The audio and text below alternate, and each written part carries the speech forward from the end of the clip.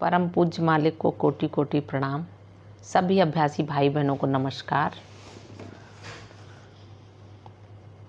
मालिक सर्वव्यापी हैं। चारी जी कहते हैं क्या बोलें बाबी हिंदी में एक विचार है। अब हम देखते हैं जब 4 तारीख को हम यहाँ आए उस दिन से लेकर आज तक हमारी मानसिक स्थिति में कितनी तब्दीलियाँ हुई हैं। हर एक ने अपने दिल में ये तो महसूस किया होगा। हमसे पहले जो लोग यहाँ आए थे, हमारे भाई श्री AP दुरे दिल्ली से, उनके साथ और 4-5 लोग आए थे। अभ्यासी गण यहाँ आश्रम में प्रवेश किया। हमारे आने के लिए सब पूरी तैयारियाँ हो चुकी थी। वो लोग तो इसी आशा से सब काम करते रहे कि बसंत हम वहीं आश्रम में मनाएंगे। हम भी इसी इच्छा तथा आशा के साथ यहाँ आए कि स्थान तो गुरु का वही है, गुरु भी वही है, तो वही मनाना हमारे लिए उचित है। हालांकि कुछ वर्षों से मुझ में ये ख्याल अवश्य पैदा हुआ है कि बसंत उत्सव हमारे लिए है कुछ चीज़, लेकिन वह तो खास करके हमारे गुरु महाराज का फ़र्ज़ था। अपने गुरु का जन्मदिन मनाना हमने इस विषय को कुछ लोगों के सामने भी रखा है निजी तौर पर कि यह अनुचित तो नहीं है, लेकिन आवश्यक भी नहीं है कि हम जन्म जन्मांतर तक बसंत उत्सव मनाते जाएं, क्योंकि वह जो बाबूजी महाराज का फ़र्ज़ था, उनकी जिम्मेदारी थी और हम कहेंगे उनके लिए एक हर्षमय उत्सव था कि अपने गुरु महाराज का आदर करने के लिए उनके दिव्य स्मरण में उन्होंने उत्सव मनाया। लेकिन हम तो यही सोचते हैं कि साहब, यदि यह सहज मार्ग 3000 साल 4000 साल चलता जाए और इसमें एक परंपरा जैसी बनी रहेगी, तो 200 300 400 500 साल के बाद आप कहेंगे कि फिर वही लाला जी साहब की आप पूजा करेंगे। फिर वहाँ मंदिर पूजा वाली बात बन जाती है। हमें मालूम है इस विचार को आज सबके सामने आप आम सभा में रखते हुए अपने लिए शायद एक बड़ी खतरनाक अवस्था हम पैदा कर रहे हैं। लोग कहेंगे कि भाई देखो ये क्या कह रहा है। अब वही बात हो रही है जो सब लोग कहते हैं कि ये लाला जी को नहीं मानते हैं, बाबू जी को मानते हैं। ऐसी कोई बात नहीं है, क्योंकि हमें याद है कि जब ये आश्रम बाबूजी महाराज बना रहे थे तो बहुत ही पुराने अभ्यासी बाबूजी महाराज के सामने आकर बैठ गए और उनके सामने ये प्रस्ताव रखा कि साहब, इसमें लाला जी साहब की संगमरमर की एक मूर्ति होनी चाहिए।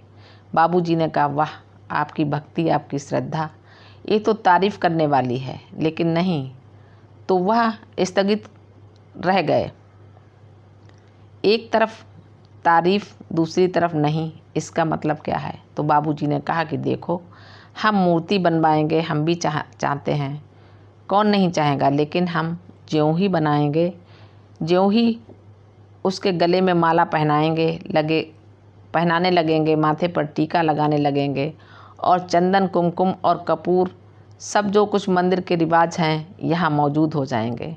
हम ये नहीं चाहते। तो बाबूजी महाराज स्वयं इस विषय से घबराते थे कि कहीं ये सहज मार्ग जो शुद्ध पद्धति है, एक बहुत ही चोटी की पद्धति है, उसमें ये कलंक ना आ जाए कि फिर हम लोग मूर्ति पूजा में आ जाएं। भक्ति में अवश्य ये खतरा है कि भक्त अपने देवता को पूजने लगता है। आप तो जानते हैं कि सहज मार्ग में पूजने का तरीका और किस्म का होता है। उनको मनस में अपने मन में, दिल में, हृदय में बैठाकर बसाकर वहाँ हम उन्हें पूजते हैं। पूजा तो हम अवश्य करते हैं, लेकिन स्थूल रूप में बाकी लोगों की तरह नहीं करते। सूक्ष्म रूप में अंदर हम उनको उनके स्थान पर बैठाकर वहाँ हम उनको पूजते हैं। तो कल जैसे हमने अपने छोटे से संदेश में कहा था कि ये ख्याल कि हम आश्रम में ही मनाएंगे, ये भी एक किस्म की मूर्ति पूजा का कलंक लगा हुआ ख्याल था। और जिस आशा के साथ हम लोग आए, हम तो वहाँ बैठ गए थे। दुरे साहब चले गए। 2-3 दिन के बाद हमें तो बाहर निकलना पड़ा। आप लोग सब जानते हैं, उसके बाद तो ऐतिहासिक है। अब करीब करीब इतिहास ही बन गया है। उस समय तो सब निराश हो गए। कुछ लोगों ने ये भी कहा कि जैसे मूसा ने अपने अनुयायियों को मिस्र के फरोह मिस्र का राजा से छुटकारा दिलाकर रेगिस्तान में ले गए, तो उसके साथ मिसाल दी गई कि साहब आप भी अपने अभ्यासियों के साथ बाहर निकल आएँ। मुझे भी ऐसा ही लगा था, कोई गलत बात नहीं थी। मुझे भी ऐसा ही लगा कि क्या हो रहा है। जब हमारे मुख्यालय ने आश्रम को छोड़कर मुझे निकलना पड़ा, तब बहुत निराश होकर कि जिस ख्याल से हम आए, जिस विचार से हम आए, जिस लक्ष्य को लेकर हम आए कि उत्सव हम यहीं मनाएंगे, क्योंकि जब हम यहाँ नहीं आते थे तब ये इल्ज़ाम लगाया गया कि देखो ये शाहजहाँपुर नहीं आते, आश्रम को ठुकराते हैं, समाधि को नहीं मानते हैं, लाला जी को नहीं मानते हैं, बाबूजी को नहीं मानते हैं, अपना बढ़ावा चाहते हैं और कुछ नहीं चाहते हैं।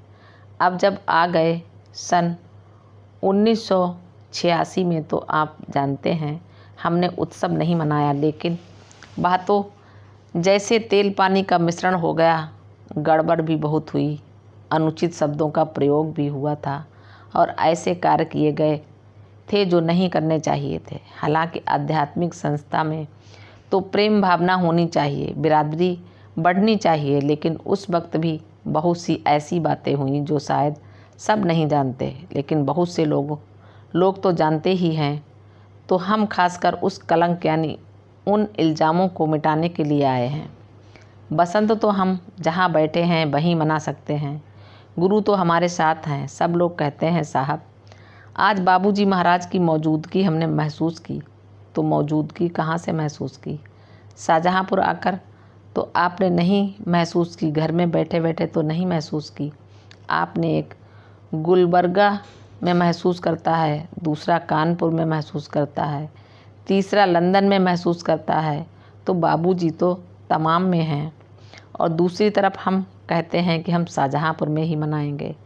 तो हम उस सच्चाई को अपने दिल से हटा दें कि जो तमाम फैला हुआ है, जिस व्यक्ति को हम शाश्वत मानते हैं, जिसको हम अनादि अनंत परम विभूति कहा करते हैं, फिर भी यदि उन्हें पूजने के लिए हमें कहीं एक कदम भी बाहर जाना पड़े और हम ये आवश्यक समझें कि हम वह एक कदम उठाकर रखकर बाहर जाकर ही हम कर सकते हैं, तो निश्चित ही हम बाबूजी महाराज की शिक्षा के विरुद्ध चलते हैं। फिर शाहजहाँपुर तो क्या, हमें स्वर्ग भी नहीं जाना पड़ता है, जहाँ उनका असली स्थान दिव्यलोक, वहाँ भी नहीं जाना है। हमारे लिए दिव्यलोक को तो वह यहीं ले आए हैं।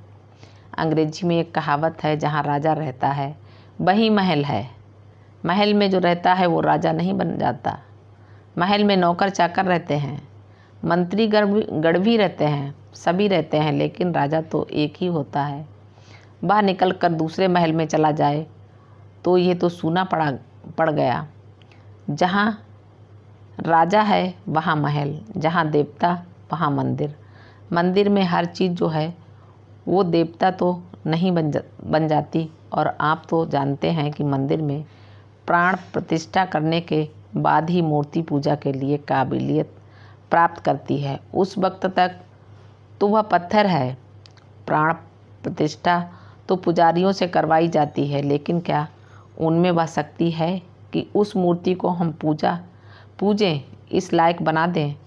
शिल्पी लोग तो बहुत खूबसूरत मूर्तियां बना लेते हैं, लेकिन क्या आज किसी में वह शक्ति है जो मंदिर की मूर्ति में मंत्रों या तांत्रिक रूपों से या अन्य तरीक़ों से उसमें वह शक्ति भर दें कि हम उसकी पूजा करके फिर उससे वो प्राप्त कर सकें? हम तो कहेंगे कि नहीं है। हमारे देश में आज नहीं, शायद सैकड़ों साल से ये शक्ति नहीं रही। ये सब तो केवल एक स्थूल रूप से रिवाज रह गया है कि साहब हम भी मंदिर हो जाते हैं, प्रसाद ले आते हैं और प्रसाद खा लेते हैं और खुश हो जाते हैं कि हमने आज एक फ़र्ज़ निभा लिया।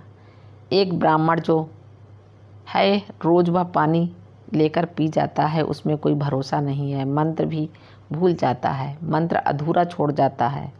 सूर्य मम समझता है ईश्वर तो है रहम करने वाला, तो हमने जो ये इशारा कर दिया कि हम साहब पूजा में बैठ गए थे और उठ गए, तो उसकी आप फिक्र मत करिए, हम तो आपके भक्त हैं, इतना ही हम कर सकते हैं कि बैठ गए, उठ गए थे, उसके लिए आप हमें माफ़ कर दें और जो कुछ आप हमें देंगे कृपा करके हमें दे दें। हम तो भिखारी ही रहे, प्रार्थना करना भीख मांगना है। बाबूजी ने कहा है हम तो ध्यान में भी भिखारी करते हैं। मालिक को प्रणाम। सभी अभ्यासी भाई बहनों को नमस्कार, धन्यवाद।